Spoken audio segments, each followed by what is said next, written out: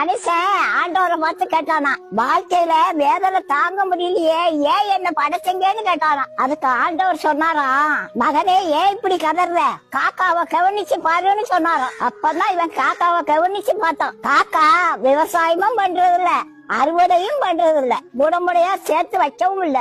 காக்காய்க்கு bank balance 0 தாங்க. அதுக்கு bank அக்கௌண்டே கிடையாதுங்க. நம்புங்க, காக்கா போய் சொல்லாது. காக்கா யாராவது சாப்பாடு கொடுத்தா தனியா சாப்பிடாதுங்க. சித்தப்பாங்க ஓடிவாங்க, பெரியப்பாங்க ஓடிவாங்க, என் மச்சாங்க ஓடிவா, என் மாப்பிள்ளைங்க ஓடிவா, இந்த மகராச சோர்த்தராரு எல்லாரும் ஓடிவாங்க அப்படின்னு கூப்பிடும். ஒரு காக்கா செத்து போயிட்டா எல்லா காக்காவும் கூப்பாடு போட்டு ஆடும். அதுக்கு கடனும் கிடையாது, சுகர் பிரஷர் வியாதியும் கிடையாது. அது வாடகை வீட்டுல குடியிருக்காது, எல்லாம் சொந்த வீடு. இத கவனிச்சு பார்த்த மனுஷன் எப்பேற்பட்டவன்னு தெரியுமா? நேத்து ஒருத்தர் ஒரு மளிகை கடைக்கு வந்தாரு. கடைக்கு முன்னாதான் ஒரு 100 ரூபாய் கிடந்துச்சு. இப்படி சுத்தமுட்டும் பார்த்துட்டு ரூபாய கால்ல போட்டு மேய்ச்சிட்டு இப்படியே நின்னுட்டாரு.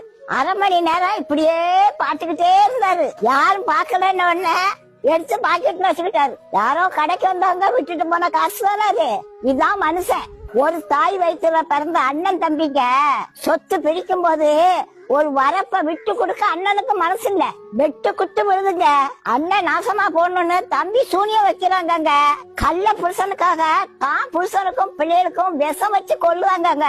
எந்த காக்காயாது புருஷனுக்கு பிள்ளைகளுக்கு விஷம் வச்சு கொள்ளுதா? பாத்தீங்களா காக்காய்க்கும் மனுஷனுக்குள்ள வித்தியாசத்தை? அதனாலதான் ஏசப்பா காக்கா பார்த்தாவது திருந்துங்கன்னு சொல்றாரு. காக்கா காலையில கண் முடிச்ச உடனே கர்த்தரை பார்த்து கர்த்தரே கர்த்தரேன்னு கத்தும். அதுதான் நமக்கு கான்னு கேக்குது. பல மனுஷன் கடவுளை நினைச்சு கூட பாக்குறது இல்ல. படைச்சவர் மேல பாரத்தை வச்சுட்டு ஒழுக்கமா வாழுங்க, வாழ்க்கையே இனிமையா மாறிடுங்க. மனுஷன் வெள்ளையா இருக்கான், அவன் இருதயம் பாலும் கிணறுங்க.